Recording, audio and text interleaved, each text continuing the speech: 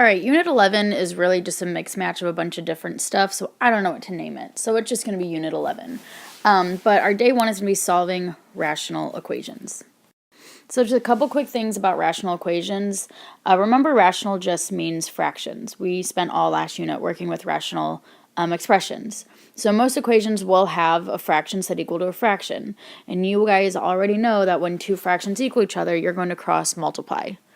We still always need to find the domain in these problems.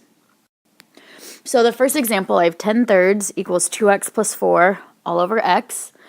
Since I just have a fraction set equal to a fraction, I'm going to cross multiply. So I'm going to take the x times the 10 to get 10x. And then I have 3 times the 2x plus 4.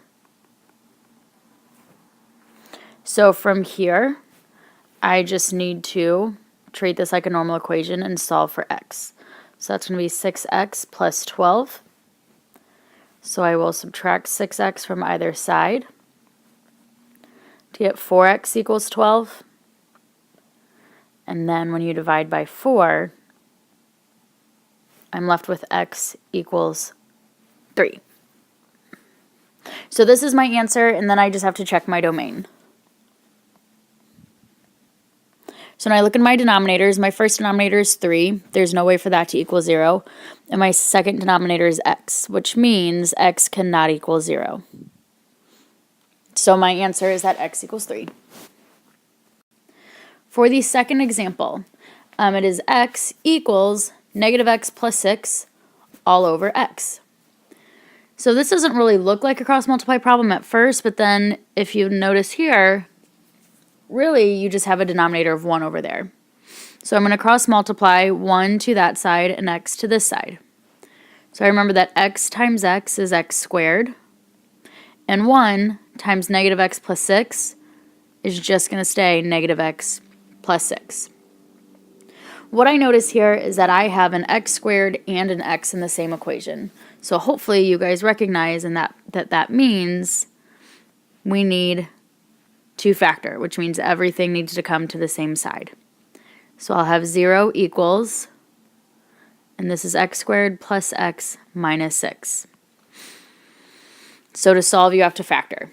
So I need two numbers that will multiply to negative 6, but add to positive 1, and that's going to give me 3 and negative 2. So my factors are going to be x plus 3, and x minus 2 equals 0. So that's x plus 3 equals 0, x minus 2 equals 0, which means my two answers are x equals negative 3 and x equals 2. When I come back over to find the domain, again, the only variable that's ever in my denominator is x by itself, which means that x cannot equal 0. Neither of my answers say 0, so negative 3 and 2 are my two answers. So here's for your try on your own. It looks a little bit harder, but it's the same idea. Cross multiply. The negative 7/4, you can just put that negative up with the 7. So keep the 4 positive and multiply everything by negative 7. Good luck.